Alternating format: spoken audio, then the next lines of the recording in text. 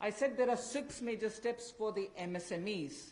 The first one, there is a collateral-free automatic loan for MSMEs which is being provided. This will give facility up to 3 lakh crores. 25 crore outstanding for those MSME units for whom 25 crore is the outstanding loan, or 100 crores whose turnover will benefit from this. These loans will have a 4-year tenure, and there will be a moratorium given for 12 months. These are going to be 100% credit guaranteed over as a cover given to banks and NBFCs on principal and interest. So this is going to be available till 31st October 2020. Now I come to talking about subordinate debt through which we want to infuse about 20,000 crores. These are meant for stressed MSMEs. So if you're providing for the standard, you're now providing for the stressed MSMEs. Now the stressed MSMEs do have a problem of equity. So for them, through a subordinate debt provision, we want to provide about 20,000 crore liquidity. 2 lakh MSMEs are likely to benefit from this. The functioning of the MSMEs which are NPA or are stressed, all of them will be eligible. The next of the MSME linked steps that we are taking, this is the third. There is a fund of fund being created for infusing about 50,000 crore as equity into the MSMEs. This will benefit those MSMEs who have the potential and who are viable. So we spoke about those who are standard. We spoke about those who are NPAs and stressed. Now I'm talking about MSMEs who may be doing viable business and who need hand-holding because of the situation thanks to the COVID. I told you why we are changing the definition. How are the changes being brought about? What exactly is the change which is coming in? The change is that investment limit which defined an MSME is being revised upwards. So you can be a slightly more larger invested company, but you're still going to be considered only as an MSME. Second is additional criteria to define an MSME is being brought in, and that criteria is based on turnover. So that is being brought in newly now. Earlier it was only investment size. Now investment size and or additional turnover size is being brought in. Of the 6, the 5th one is that for government procurement, tenders up to 200 crores will no longer be on global tender route, meaning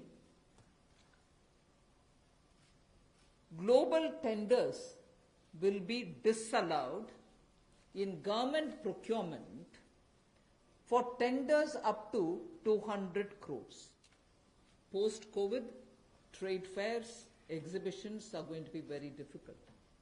So we shall ensure that e-market linkage is provided across the board for all these MSMEs so that they're able to find their market easily in the absence of being able to participate in trade fairs which cannot be held in this environment. Also, very importantly, Government of India and also CPSEs, where there are receivables by MSMEs, we now announce that within the next 45 days, all their receivables will be cleared. What I would now like to say before you is liquidity relief is being given for all EPF establishments. In this, 12% which is paid by the employer and 12% by the employee contribution. We extend the support which Government of India gave for another 3 months. June, July and August 2020, the EPF contribution will be paid by Government of India, and this shall provide 2,500 crore liquidity support. The second one in EPF now is the Statutory Pf Contribution, for those who are not covered in the earlier one, is being reduced from 12% to 10%. So, for the next 3 months, employers need to pay only 10% and not 12% so that they will have some more money in their hands. However, for the central public sector enterprises and for state PSUs, we will continue to pay 12%. So this reduction is not for the government. However, government employees, the government employer, still pays 12%. But employees in these public sector undertakings will be given the advantage of paying only 10%. So, Government of India now launches a 30,000 crore special liquidity scheme.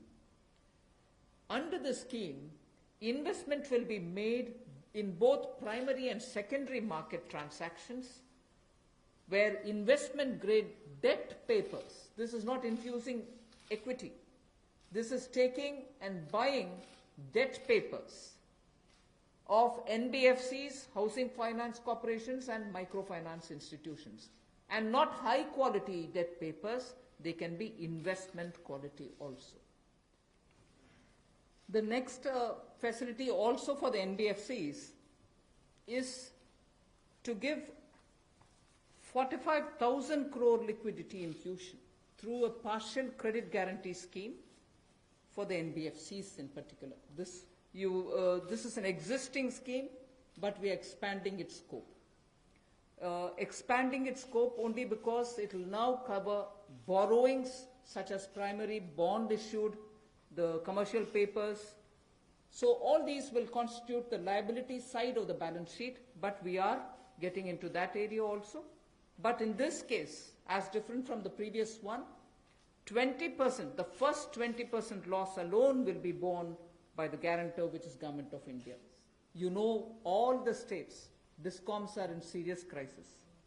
So in order to help them, there is a liquidity, emergency liquidity injection, which is happening to the extent of 90,000 crores.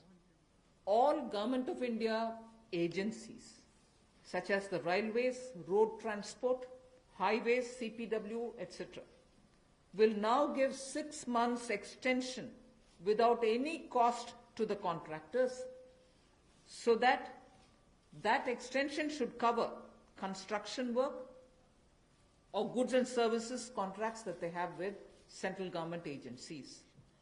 In the real estate matter, the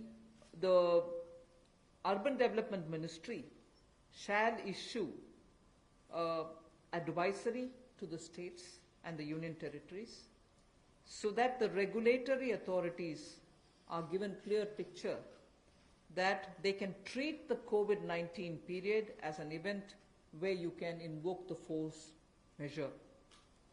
In other words, they can treat it as an act of God, and to that extent be flexible about the execution of the contract signed. You're fairly familiar with the TDS and the TCS tax deductions which happen. We have now, from, let us say, tomorrow till 31st March 2021, reduced the TDS rates and the TCS rates by 25% of the existing rate. So if the existing rate is 100, it will be reduced by 25%. This shall apply to all payments, if they are payment for contracts or professional fees or interest or rent or dividend or commission or brokerage. All of these will be eligible for this 25% rate reduction. Then the due date of all income tax returns for the year 2019-2020 are now being extended from 31st July 2020 and 31st October 2020 to 30th November 2020, and tax audits from 30 September 2020 is being changed to 31st October 2020. Date of assessments getting barred as on 30th September 2020 is now being extended to 31st December 2020. So 3 months extension is being given so that date of assessment doesn't get barred as of September 2020. It can wait till December 2020.